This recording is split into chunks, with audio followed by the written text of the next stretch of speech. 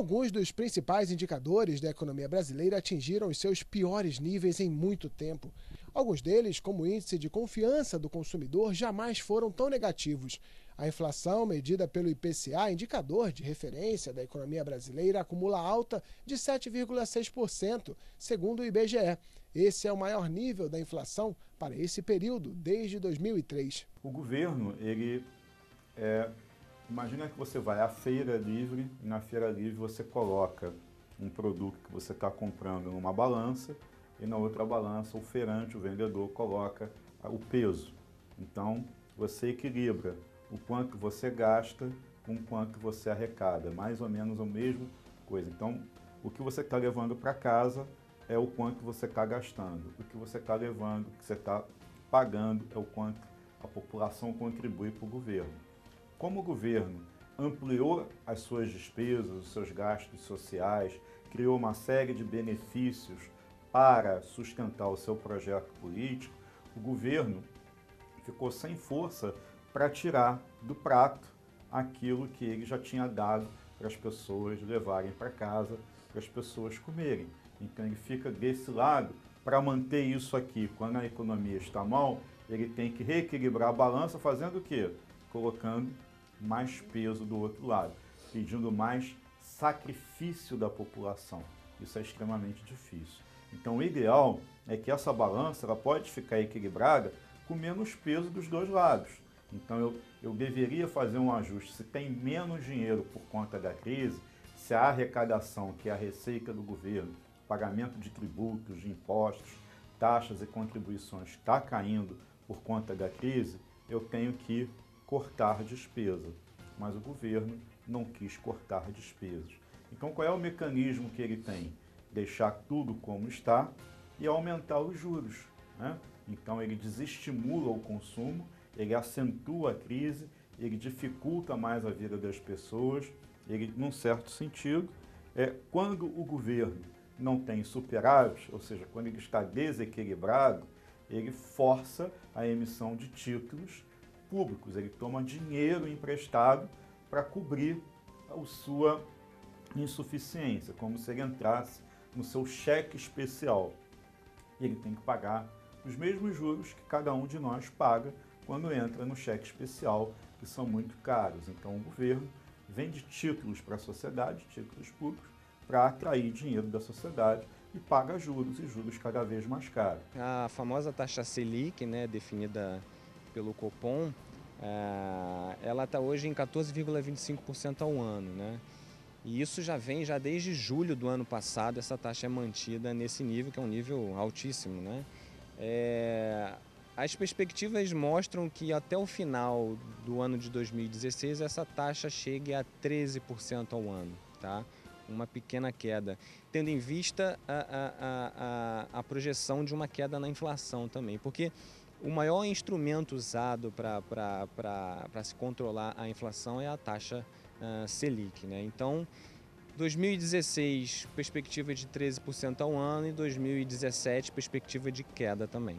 Juros altos desestimulam que as pessoas investam nas coisas reais, ou seja, do lado real da economia, na produção, no emprego, na prestação de serviço, e que fiquem apenas fazendo especulação financeira. Isso tudo leva a que a economia não cresce. Por isso o PIB, em vez de aumentar, ele encolhe. E todas as vezes que as pessoas percebem que as vendas caem, que os clientes somem, que a situação está difícil, você tem que se ajustar. Na sua casa, quando o dinheiro não está dando, o que você faz? Você corta a despesa e economiza. E o que as empresas fazem? Elas percebem que a produção está caindo, porque as pessoas não estão comprando, elas demitem os seus funcionários para ajustar a quantidade de pessoas às necessidades que o mercado vem querendo comprar. Como consequência das perspectivas da taxa de juros e da taxa de inflação, ambas em queda, isso provavelmente tende a diminuir o número de desempregados, né? Porque se você tem menos inflação e se você tem uma taxa de juros menos cara, você aquece um pouco mais a economia, né? E tendo uma economia mais aquecida, os empresários, enfim, eles tendem a contratar mais, eles tendem a investir mais nos seus negócios. Então isso faz com que, tendenciosamente, o desemprego vá diminuindo também. Então é um período de muito desemprego, é um período em que as pessoas competentes, com habilidades, com formação adequada, técnica e superior, estão procurando emprego e não conseguem. Às vezes, quando ficam desempregados, até se reempregam, mas dificilmente com o mesmo salário, com as mesmas condições. Então você tem um círculo vicioso, onde tudo piora. Para mudar esse ciclo, é preciso ter força política e daí a necessidade de se fazer uma solução de natureza política para uma crise de natureza econômica. Ninguém vai voltar a investir no seu negócio sem que esse alguém soubesse qual é o resultado do que vai acontecer no país. Qual é a regra jurídica, quem ia ser o presidente, se a Dilma ia continuar, se o novo presidente Temer seria confirmado como presidente definitivo, quem vai ser o ministro da Fazenda, quais são as medidas que vão ser anunciadas.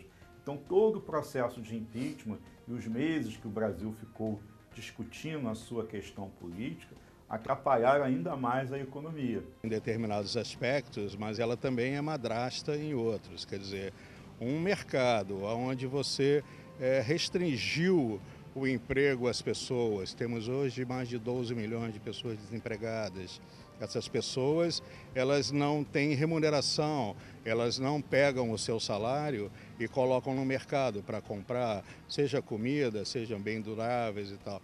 Então, se você não tem esses recursos para fazer com que o mercado gire, você também não terá, pelas empresas que produzem esses bens, um aumento de fabricação desses mesmos produtos, porque as empresas não estão tendo muito para quem vender. E com isso, né, o que as pessoas chamam na economia de recessão, eu não compro porque eu não tenho dinheiro e eu não fabrico porque eu não tenho para quem vender. E fica um círculo vicioso. O que a gente espera é que essa mudança ela comece pelo lado, né, do trabalho, né, pelo lado da liberação, né, dos pontos de trabalho. Nós precisamos sim botar o nosso povo para trabalhar. Junto com isso, a gente precisa de uma forma ou de outra ter possibilidade de fazer com que esse povo que está desempregado consiga não só o trabalho, mas o trabalho dentro daquela especialização que ele tem. E veja a seguir, quando é que o Brasil vai conseguir se safar desta crise? Voltamos já.